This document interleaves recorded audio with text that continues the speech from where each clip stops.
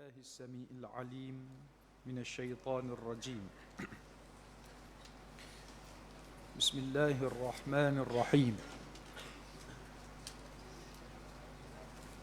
الحمد لله رب العالمين، والصلاة والسلام على أشرف الأنبياء والمرسلين سيدنا محمد وعلى آله وصحبه أجمعين.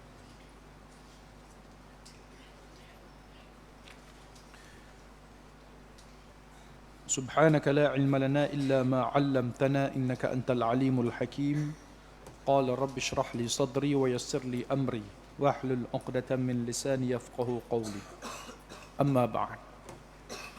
Muslimin dan muslimat, hadirin dan hadirat yang dirahmati Allah Subhanahu wa taala sekalian. InsyaAllah kita sambung lagi perbincangan kita daripada kitab Huraian Hadis Geoeskatologi. Kita masih lagi berada pada bab yang kedua daripada bahagian kronologi peristiwa, sampai pada perkara yang ke-13, iaitulah Syria dibebaskan, muka surat 320. Merujuk kepada hadis yang menceritakan berkenaan perang Islam dan Rom juga, umat Islam akan berkubu di Damsyik, atau lebih tepatnya Ghutah, sebelum berperang di Amaq dan Dabiq, sempadan Syria Turki. Ini bermakna sebelum peperangan berlaku, Syria terlebih dahulu berjaya dibebaskan oleh tentera Al-Mahdi. Hadis yang dimaksudkan adalah hadis yang kita baca pada minggu lepas. Satu salihun ar-Ruma sulhan amina fataghzuna antum wahum aduwan min waraikum fatunsarun wa taghnamun wa taslamun thumma tarji'un hatta tanzilu bimarjin dhi talul fayarfa'u rajulun min ahli an-nasraniyyati as-salib fayaqul ghalaba as-salib fayaghdabu rajulun minal muslimin fayadukkuhu فَعِنْدَ ذَلِكَ تَقْدِيرُ الرُّومَ وَتَجْمَعُ لِلْمَلْحَمَةِ. Maksudnya, kamu akan berdamai dengan bangsa Rom untuk berhadapan dengan musuh kamu dan musuh mereka bersama. Maka kamu akan menang, mendapat ghanimah dan selamat. Kemudian apabila kamu pulang hingga sampai ke kawasan tinggi yang subur, seorang Kristian mengangkat salib lalu berkata, salib telah menang. Maka seorang Islam menjadi marah lalu membunuhnya. Maka pada saat itu terlerai perdamaian dan keduanya bersiap untuk berperang. Hadis riwayat Abu Daud dan Ibnu Majah. Kita telah menyebutkan berkenaan pada akhir zaman nanti akan berlaku kerjasama antara umat Islam dan juga Rom. Dan kita telah menghuraikan berkenaan Rom yang dimaksudkan dari segi sejarahnya, dari segi politiknya, dan dari segi perkembangan semasanya, bahawa Rom itu lebih tepat ataupun lebih dekat untuk kita fahami sebagai Rusia yang menjadi pewaris kepada kerajaan Tsar, kerajaan tinggalan Kaisar Ar-Rum, Konstantinopel suatu ketika dulu.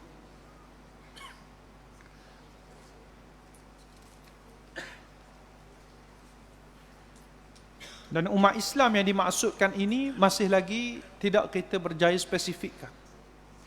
Walaupun kelihatan sebahagian di kalangan orang Islam dalam dunia hari ini memandang serong terhadap Rusia apabila kita melihat kerajaan ini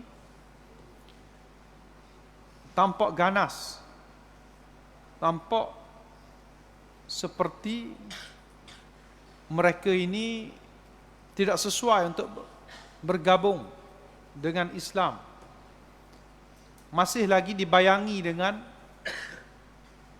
wajah-wajah komunis yang satu ketika dulu pernah membentuk Soviet Union yang menjajah banyak tanah air umat Islam, terutamanya di Asia Tengah. Tetapi pada satu sisi yang lain, ramai je umat Islam yang positif dengan keadaan Rusia pada hari ini. Umat Islam di Rusia dianggarkan lebih kurang 25 hingga 30 juta orang. Ramai di sana, terutama di Moskow. Dan mereka juga memiliki wilayah-wilayah yang didominasi oleh orang Islam, terutamanya Chechnya, Dagestan, Tatarstan, yang terdapat dalam Rusia. Dan bilangan yang juga agak ramai di sempadan Rusia dan Ukraine.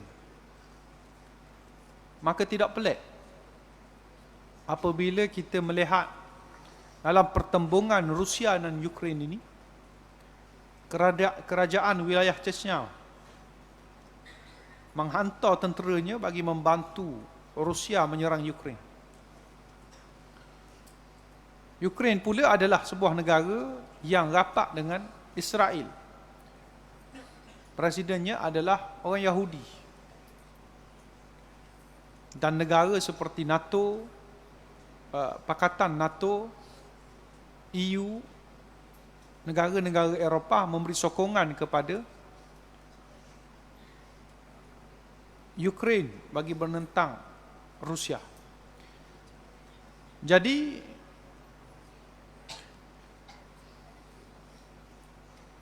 itu antara benda yang kita boleh fahami tentang pergabungan Islam dan Rom ini. Apabila umat Islam melakukan kerjasama antara Islam dan Rom bagi menghadapi musuh bersama, fataghzuna antum wa hum aduwwam min waraikum, maka Nabi kata mereka akan menang, berjaya mendapatkan ghanimah. Sehinggalah mereka bersiap untuk pulang. Maka tiba-tiba berlaku provokasi. Terdapat salah seorang di kalangan tentera Rom itu telah mengangkat salib, sengaja untuk menimbulkan kemarahan di kalangan orang Islam, menyebabkan orang Islam, ada orang Islam yang membunuh lelaki tersebut, lalu menyebabkan persengketaan kembali. Hal ini boleh jadi juga kerana provokasi yang berlaku bukan kerana persetujuan ataupun restu daripada kepimpinan tertinggi dua belah pihak. Kerana kita melihat kerjasama Islam dan Rom ini telah menimbulkan hasil yang sangat positif, mampu mengalahkan musuh kedua-duanya bersama. Maka mana mungkin mereka ingin untuk berpecah, melainkan terdapat jarum-jarum halus daripada pihak ketiga ataupun pihak musuh yang mereka tentang bersama itu, supaya pakatan ini gagal, bagi melemahkan pakatan ini sendiri. Benda ini pernah berlaku zaman Nabi sallallahu alaihi wasallam lagi, zaman para sahabat. Orang-orang Yahudi antara kalangan yang pakar dalam menimbulkan permusuhan di kalangan orang Islam ini. Antara punca berlaku perang di kalangan orang Islam, perang Jamal, perang Siffin, dan terdapatnya orang-orang Yahudi dan pengikut-pengikut di kalangan orang munafik yang cuba untuk menimbulkan kebencian satu pihak di kalangan satu pihak yang lain. Kalau kita tengok dalam perang Jamal, iaitulah perang yang berlaku di antara Sayyidina Ali yang memimpin kerajaan Islam pada ketika itu menentang satu kumpulan orang Islam yang didokongi oleh Sayyidatina Aisyah, Talhah, sahabat-sahabat besar juga. Apabila mereka sudah bersetuju untuk berdamai, untuk melakukan dialog aman, mereka memutuskan untuk buat pertemuan untuk berbaik kembali. Maka pada ketika itu jugalah orang-orang Yahudi telah merancang untuk melakukan serangan daripada kedua belah pihak. Ada orang Yahudi tiba-tiba menyerang orang Yahudi di sebelah dan menyerang orang Islam. Orang Yahudi yang berada di pihak Sayyidina Ali menyerang pihak Sayyidina Aisyah. Dan ada pihak Sayyidina Aisyah di kalangan Yahudi yang menyerang pihak Sayyidina Ali. Dan benda tu menyebabkan Sayyidina Ali nampak Sayyidina Aisyah mungkin janji. Sayyidina Aisyah juga nampak perkara yang serupa. Orang-orang Islam juga secara zahirnya nampak benda tu. Akhirnya perdamaian tak jadi dan mereka kembali berperang. Inilah juga yang mungkin berlaku dalam pakatan Islam dan Rom. Daripada zahir hadis yang kita fahami, tiba-tiba ada seorang yang melakukan provokasi, mengangkat salib dan mengatakan kemenangan itu adalah kemenangan Kristian, bukan kemenangan kerjasama Islam dengan Rom. Yang menyebabkan ada pula di kalangan orang Islam yang mari marah lalu bunuh. Memang keadaan yang seolah-olah disengajakan untuk berlaku supaya pakatan ini berpecah kembali, dan itu yang berlaku. Jadi bila hadis ni sebut tentang Islam juga akan berperang dan berhadapan dengan Rom pula selepas daripada mereka berpakat, Nabi SAW juga sebut dalam hadis yang lain bahawa umat Islam ini akan mengambil beberapa posisi di kawasan Turki dan juga Syria. Antara yang disebut tentang Syria, sebelum itu antara yang disebut tentang Turki. La taqumu sa'ah hatta yanzila ar-Rum bil a'maq aw bidabiq fayakhruju ilaihim jayshun min al-Madinah min khiyari ahli al-ard yawma idin. فإذا تصافوا قالت الروم خلوا بيننا وبين الذين سبوا منا نقاتلهم فيقول المسلمون لا والله لا نخلي بينكم وبين إخواننا فيقاتلونهم فينهزم ثلث لا يتوب الله عليهم أبدا فيقتل ثلثهم أفضل الشهداء عند الله ويفتتح الثلث لا يفتنون أبدا فيفتتحون قسطنطينية فبينما هم يقتسمون الغنائم إلى آخر الحديث, yang bermaksud tidak akan terjadi hari kiamat sehingga orang Rom turun di kota Amaq, yakni lembah Antiok di selatan Turki, dan di Dabiq yang berada di berhampiran dengan Aleppo ataupun Halab di Syria. Kemudian datanglah satu pasukan daripada Madinah, yakni bandar, iaitulah bandar Damsyik, yang merupakan penduduk pilihan di muka bumi kala itu, iaitulah kalangan umat Islam yang dipimpin oleh Imamul Mahdi. Ketika mereka sudah berbaris untuk berperang, maka berkatalah orang Rom, biarkanlah, yakni jangan halang antara kami dengan orang-orang yang memisahkan diri kami yang masuk Islam untuk kami perangi. Maka kaum muslimin berkata, demi Allah, kami tidak akan membiarkan kamu memerangi saudara-saudara kami. Maka berperanglah kedua pihak ini sehingga habis hadis.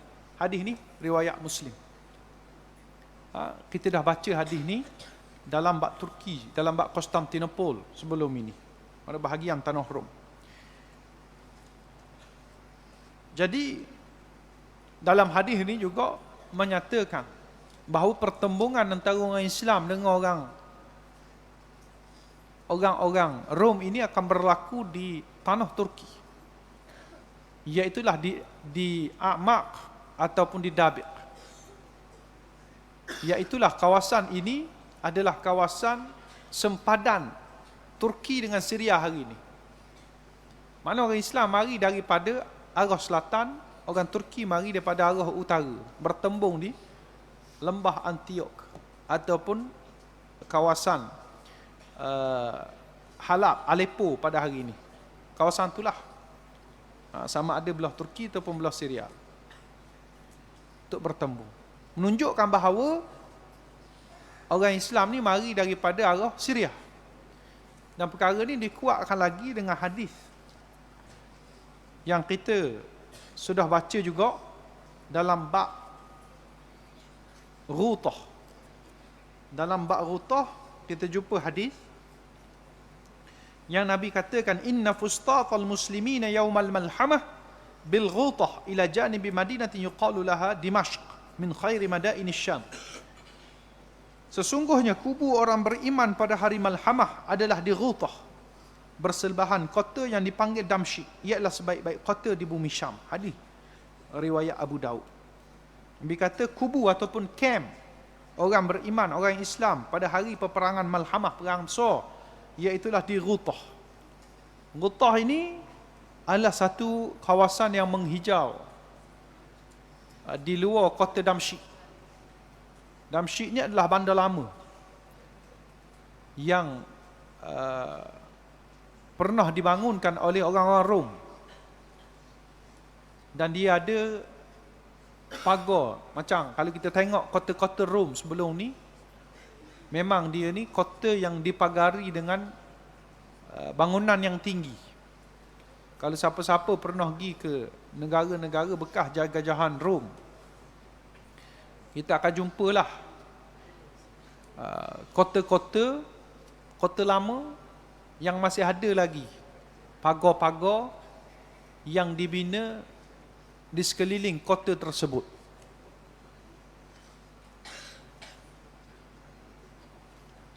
Dan di luar pagar kota Damsyik ni, betul-betul berhampiran dengan pagar ni, terdapat satu kawasan yang dinamakan sebagai Ghutah. Dan kawasan ini juga berada pada arah bab syarqi. Dia kota Damsyik ni, dia ada beberapa pintu. Bila kita sebut pagar tadi tu, dia ada beberapa pintu masuk untuk ke kota Damsyik ni. Salah satu pintu tu dinamakan sebagai pintu timur, bab syarqi. Kalau hari ini bab syarqi, bab tuma adalah kawasan-kawasan yang diduduki oleh orang-orang Kristian Ortodoks di Syria. Dan juga sebahagian ulama Syria menganggap ada menara putih yang terdapat di bab syarqi itu sebagai menara yang akan turunnya Nabi Isa alaihi salam. Maka ianya menjadi sangat signifikan kedudukan dia dengan camp ataupun pusat pengkalan tentera Islam di Damsyik itu.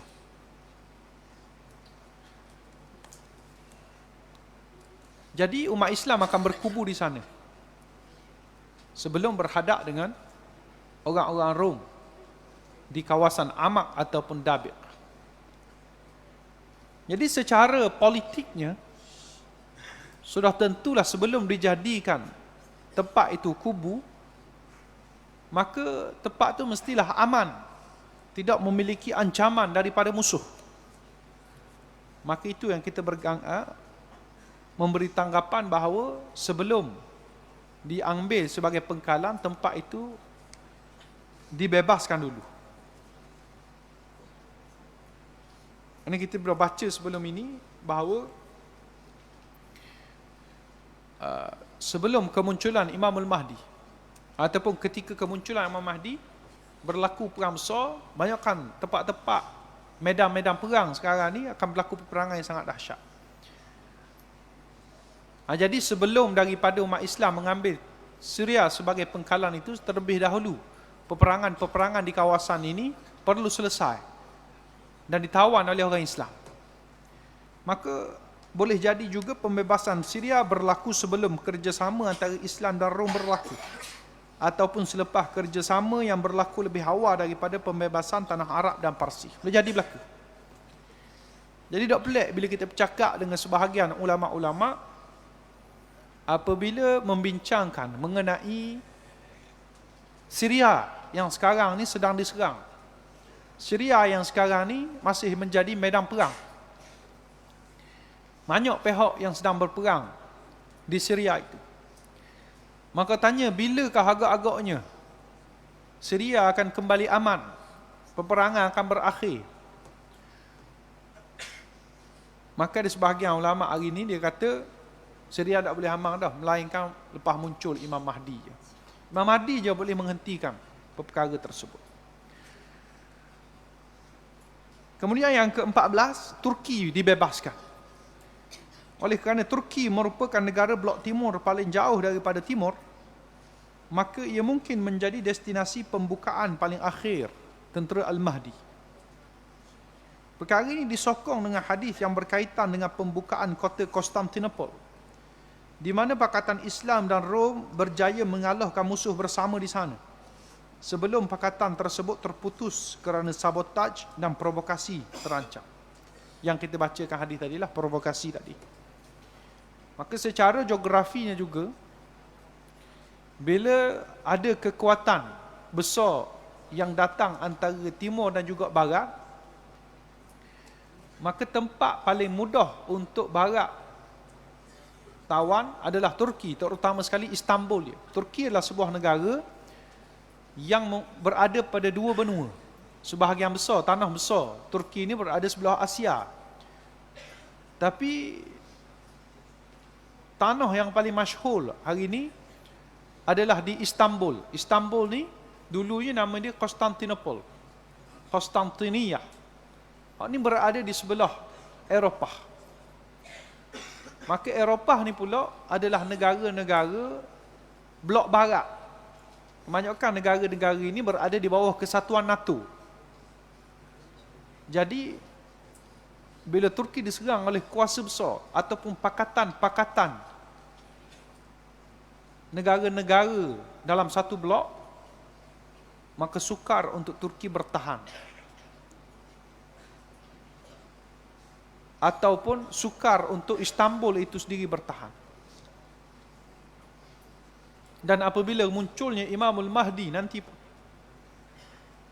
yang akan muncul dari arah timur dunia,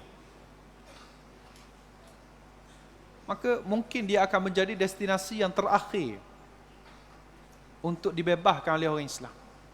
Kalau kita baca sejarah politik Islam, walaupun kita tengok jarak daripada tanah Arab, Turki dengan tanah Arab ni nak dibandingkan dengan kawasan Asia Tengah ataupun kawasan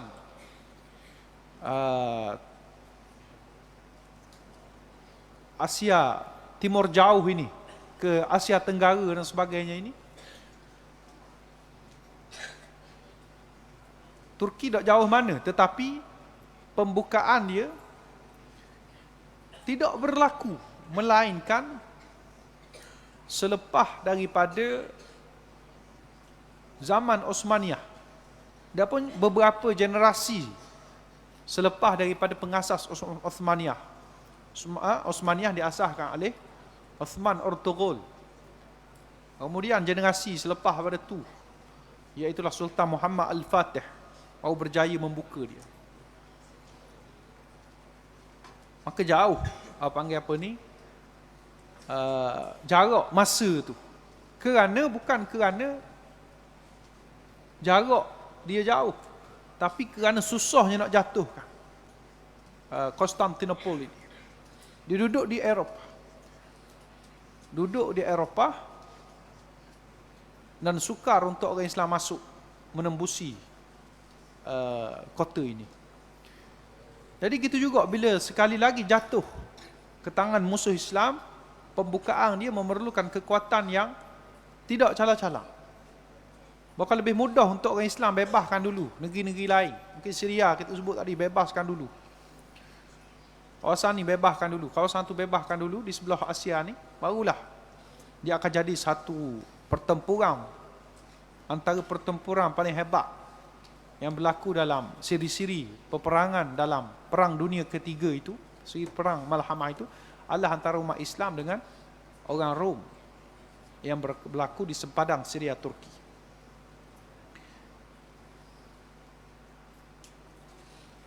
Jadi bila jatuhnya Turki itu, bila jatuhnya Turki, berlaku pula yang ke-15, perang Islam dan Rom. Sebagaimana yang dinyatakan, perang Islam Rom tercetus akibat provokasi daripada musuh yang menyelinap masuk ke dalam pakatan. Perang ini berlaku setelah kemenangan pakatan dalam pusingan di Konstantinopel, ketika umat Islam dalam perjalanan ke kubu mereka di Damsyik. Perang tersebut berkesudahan Islam menang ke atas Rom di tangan 1/3 tentera yang berbaki. Kemudian yang ke-16 juga berlaku selepas daripada perang Islam dan Rom ni. Perang Islam dan Rom yang berlaku ni, yang akhirnya berkesudahan orang Islam menang. Hadis yang kita bacakan tadi, hadis yang panjang, yang Nabi kata separuh daripada orang Islam, bila berlaku pertembungan antara orang Islam dengan Rom itu, 1/3 di kalangan orang Islam lari, tak mau berhadap dengan Rom. Kemudian 1/3 lagi syahid terbunuh, dan tinggal baki 1/3 sahaja di kalangan orang Islam. Dan 1/3 itulah yang berjaya untuk menang. Kemudian bila mereka nak masuk ke dalam kota Konstantinopel, setelah daripada mereka berjaya mengalahkan Islam dan Rom, mereka tidak berhadapan secara persenjataan. Hanya orang Islam bertakbir, Allahu Akbar. Satu kali takbir, jatuh tembok Konstantinopel di sebelah laut. Kemudian Allahu Akbar sekali lagi, jatuh tembok Konstantinopel di sebelah darat pula. Kemudian diucapkan sekali lagi, jatuh keseluruhan tembok Konstantinopel, lalu masuk. Jadi hadis ni jugalah yang menjadi hujah di kalangan sebahagian ulama yang mengatakan bahawa pembukaan kota Konstantinopel di tangan Sultan Muhammad Al-Fatih itu bukanlah yang dimaksudkan oleh hadis ni. Kerana perkara ini tidak ada catatan sejarah menyatakan sedemikian. Tidak ada catatan sejarah yang kata orang Islam masuk takbir, boleh masuk. Tapi catatan sejarah yang kita baca dengan perancangan ketenteraan yang sangat hebat. Dia pecahkan tembok itu guna kapal naik atas darat. Lepas tu dengan menjanik, dengan meriam gergasi, dan juga rantai-rantai yang melintangi banyaklah strategi ketenteraan yang mereka ambil dalam pembukaan Konstantinopel. Yang tak sama dengan apa yang digambarkan oleh hadis Nabi, menunjukkan benda ini akan berlaku di akhir zaman nanti yang akan kita tengok. Jadi orang Islam menang. Bila orang Islam menang ni, dia berjaya membebaskan Konstantinopel. Tentera Islam memasuki Turki lalu berada di tembok Konstantinopel seraya melaungkan takbir, menyebabkan runtuh tembok-temboknya. Tidak lagi berlaku serangan bersenjata dan umat Islam menawannya dalam keadaan aman. Dalam bab Konstantinopel kita dah bincang berdiri. Kemudian selepas daripada itu Dajjal muncul. Ketika umat Islam sedang meraihkan kemenangan ke atas Rom di Konstantinopel, tiba-tiba datang satu suara mengatakan Dajjal telah pun muncul, menyebabkan mereka mula beredar meninggalkan ghanimah untuk melindungi keluarga di rumah. Dajjal akan muncul di Khurasan, lalu diikuti oleh Yahudi daripada Isfahan. Beliau akan mengelilingi bumi secara berperingkat selama 40 hari bagi menghasut manusia menjadi pengikutnya. Jadi selepas daripada peristiwa inilah, peristiwa Malhamah, peristiwa pertembungan Islam dan Rom, sebelum tu berlaku kerjasama dan macam-macam kita sebutlah, barulah munculnya Dajjal. Dan bila kita faham hadis, rupa-rupanya terlalu banyak perkara-perkara besar lain yang akan berlaku sebelum kepada kemunculan Dajjal. Jadi banyak benda-benda yang disebarkan di alam maya, disebarkan di kalangan masyarakat awam ni tentang Dajjal telah pun muncul, Dajjal telah ada di sini, di situ, sini. Bagi orang yang mengaji hadis Nabi, mereka boleh melihat mana mungkin Dajjal boleh muncul sebelum berlakunya Malhamah, sebelum jatuhnya Konstantinopel. Bahkan ada hadis yang lebih jelas, Nabi SAW nyatakan berkenaan dengan kemunculan Dajjal ini. Nabi kata, ma baina fathu Konstantiniyah, ma baina al-malhamati wa fathu Konstantiniyah 6 sinin wa yakhruju ad-dajjal fi as-sabi'ah. Ini yang Nabi SAW nyatakan. Maknanya jarak masa di antara berlakunya Perang Dunia, start Perang Dunia ketiga dengan pembukaan kota Konstantinopel itu berlangsung selama 6 tahun, Nabi kata. Kemudian Dajjal akan muncul pada tahun yang ke-7. Ini hadis riwayat Abu Daud. Mana nak kata kena ada tempoh 6 tahun. Perang dunia ni akan berlaku 6 tahun. Sekurang-kurangnya, minimum. Mungkin perang dunia itu masih lagi belum berakhir masa kemunculan Dajjal. Boleh jadi. Maknanya tempoh minimum perang dunia mungkin 6 tahun. Dan tahun yang ke-7 adalah tahun keluarnya Dajjal. Jadi panjang masa yang akan berlaku. Kita akan saksikan dulu benda-benda ni. Dan daripada hadis-hadis yang berkait dengan Dajjal ni pula, kita boleh memahami bahawa Dajjal ni akan muncul daripada Khurasan. Khurasan ni adalah kawasan Asia Tengah. Hari ini di kawasan Kazakhstan, Uzbekistan, Turkmenistan. Itu kawasan-kawasan Khurasan. Dia akan muncul dari arah itu, lalu akan diikuti dengan Yahudi daripada Isfahan. Isfahan ini dari satu daerah di Iran, satu daerah di Iran. Tapi hari ini Yahudi itu duduk ramai mana dah duduk di Iran. Kebanyakan Yahudi Isfahan ini berada di Tel Aviv, berada di tanah haram Israel. Juga mereka ramai di Amerika Syarikat dan serata dunia. Jadi mungkin inilah Yahudi akan menjadi pengikut Dajjal selepas daripada kemunculan Dajjal. Dan apabila kemunculan Dajjal ini, Dajjal akan ambil masa selama 40 hari. Yang Nabi kata, tempoh dia berada di berkuasa. Tapi 40 hari yang panjang. Satu hari umpama setahun. Satu hari umpama sebulan. Satu hari umpama seminggu. Hadis yang kita bacakan sebelum. dan baki hari-hari yang lain seperti hari-hari kamu. Dari tempoh ni lah dia pergi ke serata dunia, berjumpa dengan manusia-manusia yang lain untuk menghasut menjadi pengikut dia. Siapa-siapa yang nak menjadi pengikut dia, dia akan berikan keamanan, dia akan berikan kesejahteraan hidup atas dunia. Tapi bagi mereka yang tidak mahu, dibiarkan begitu saja, menyebabkan keadaan orang yang tidak mahu ikut dia tu tidak mendapat apa-apa bantuan. Dan keadaan dunia pada ketika itu pula Tuhan takdirkan berlaku kemarau, berlaku krisis kemanusiaan, krisis bekalan hidup. Dajjal sahaja yang mampu untuk berikan bantuan itu. Tuhan jadikan begitu tempoh masa, dalam tempoh 40 hari itu. Ramailah yang akan menjadi pengikut dia kerana tidak tahan dengan apa yang berlaku. Maka selama 40 hari itu, Dajjal itu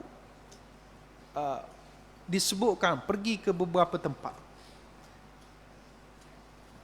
Iaitulah dia pergi, antaranya pergi ke Kufah. Dan tempoh 40 hari itu jugalah, atau mungkin sebelum 40 hari sebelum dia mengaku sebagai Tuhan itu, dia mengaku sebagai orang beriman, ulama, kemudian mengaku sebagai Nabi dan mengaku sebagai Tuhan. Yang ke-18, Dajjal ke tanah Arab. Selepas mendakwa sebagai Tuhan, Dajjal akan pergi ke tanah Arab atas tujuan memasuki tanah suci umat Islam. Malangnya beliau tidak dapat berbuat demikian kerana keduanya dijaga oleh malaikat. Tetapi beliau mampu menarik penduduknya keluar bagi menjadi pengikut.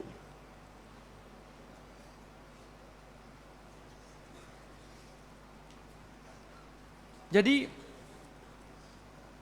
lepas mendakwa Dajjal ni mendakwa sebagai Tuhan, Dajjal kan macam kita sebut tadi, gaung seluruh dunia. Antara tempat yang dia nak tuju juga adalah ke tanah Arab atas tujuan nak masuk tanah suci orang Islam.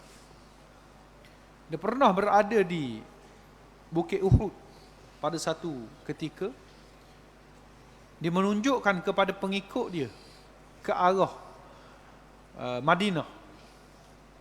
Dia tunjuk ke arah Madinah dan dikatakan itulah istana Muhammad, dia kata. Dan nak masuk untuk menyerangnya. Maka dia pergi untuk masuk, tetapi tidak mampu untuk menembusi sempadan Madinah. Kerana ada hadis yang Nabi kata dia dijaga, setiap pintu masuk Madinah ni dijaga oleh 2 orang malaikat bersenjata. Maka dia tak boleh masuk. Akhirnya dia berundur pergi ke sebelah, dia daripada Bukit Uhud ni yang berada di sebelah timur Madinah, dia pergi ke sebelah barat sempadan Madinah juga, yang dinamakan sebagai Lembah Juruf. Lembah Juruf ni dekat dengan Laut Merah.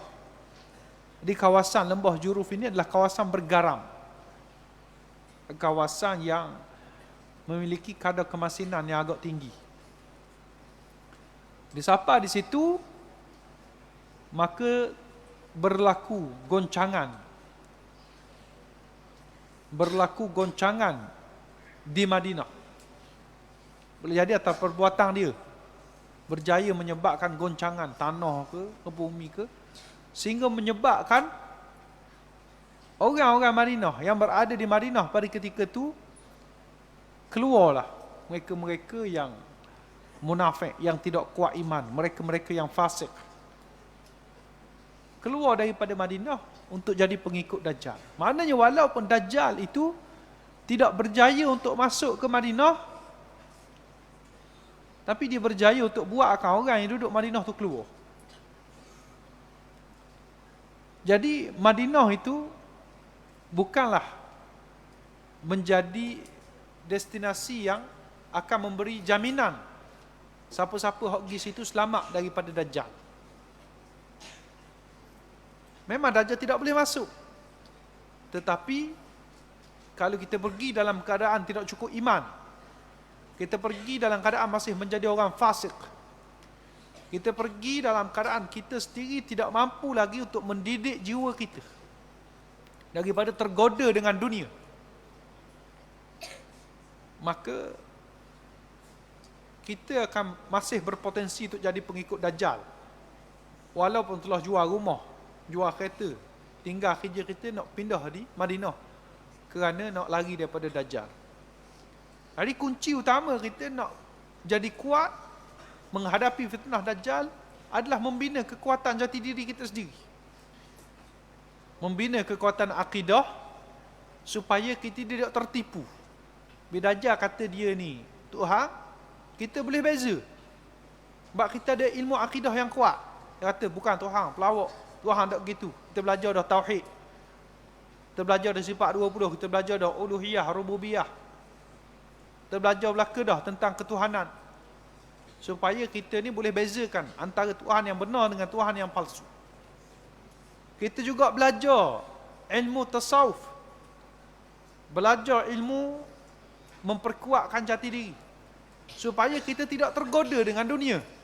Dajjal, kalau tak boleh tipu dari sudut akidah, dia tipu dari sudut hawa nafsu kita. Dia kata, marilah, kalau duduk dengan dia, boleh makan sedap. Tak berlapar macam sekarang. Tambahan pula, digambarkan, Nabi SAW gambarkan Madinah tu berada dalam keadaan yang kering kontang waktu Dajjal. Berada keadaan kemarau. Maka, hanya orang yang betul-betul kuat sahaja boleh berada dalam Madinah, bertahan daripada datang Dajjal. Kemudian yang ke-19, Dajjal ke Palestin. Setelah tidak berjaya memasuki Mekah, lepas dia tak boleh masuk Mekah, hadis Nabi SAW juga sebut, dia akan bersama pengikut dia akan ke Palestin. Dia akan ke Palestin dan mengepung tentera Islam yang berada di Baitul Maqdis. Pada ketika itu, macam kita sebut tadi, bahawa tentera Islam akan berkubu di Damsyik, akan berkubu di Palestin di bawah kepimpinan Imamul Mahdi. Maka lepas mereka berjaya menghadapi Rom, menjatuh Konstantinopel, maka kawasan-kawasan itu menjadi kekuasaan orang Islam. Dajjal pergi ke sana untuk sekali lagi memerangi orang-orang Islam. Untuk sekali lagi memerangi orang-orang Islam. Lalu menyebabkan orang Islam ini tidak berjaya untuk bertahan. Lalu yang ke-20 pula berlaku, Nabi Isa AS turun. Ketika tentera Al-Mahdi bersedia untuk keluar bertempur dengan Dajjal, tiba-tiba Nabi Isa AS turun, diiringi oleh malaikat di salah sebuah menara kota Damsyik. Al-Mahdi meminta Nabi Isa menjadi imam solat subuh. Namun Nabi Isa meminta Al-Mahdi terus menjadi imam bagi memuliakan umat Nabi Muhammad SAW. Jadi peristiwa itulah bila Dajjal pergi ke menghadap orang Islam, lepas dia selesai tak boleh nak masuk Madinah tu, dia pergi ke arah Syam. Dia tuju ke Baitul Maqdis, sana terdapat orang Islam, dan di Damsyik juga. Sebahagian ulama kata bila sebut Baitul Maqdis ni, Baitul Maqdis ni luah. Seluahan tanah Syam tu, hampir keseluruhan tanah Syam tu adalah Baitul Maqdis. Maka boleh jadi termasuk juga tanah Baitul Maqdis itu adalah kota Damsyik. Jadi situlah umat Islam akan dikepung oleh tentera Dajjal. Akan dikepung oleh tentera Dajjal. Orang Islam bertahan dalam tu sehinggalah turunnya turunnya Nabi Isa AS daripada Menara Putih di timur kota Damsyik. Dan dengan itulah umat Islam dibantu oleh kekuatan Nabi Isa AS. Jadi ini yang akan berlaku, dan kita akan sambung lagi selepas daripada itu apa yang berlaku selepas daripadanya. Segala apa yang baik datang dari Allah Subhanahu wa taala, apa yang lemah, apa yang kurang daripada kelemahan diri saya sendiri, saya minta maaf banyak-banyak pada salah dan silap. Aqulu qali hadza wa astaghfirullah li wa lakum. Assalamualaikum warahmatullahi wabarakatuh.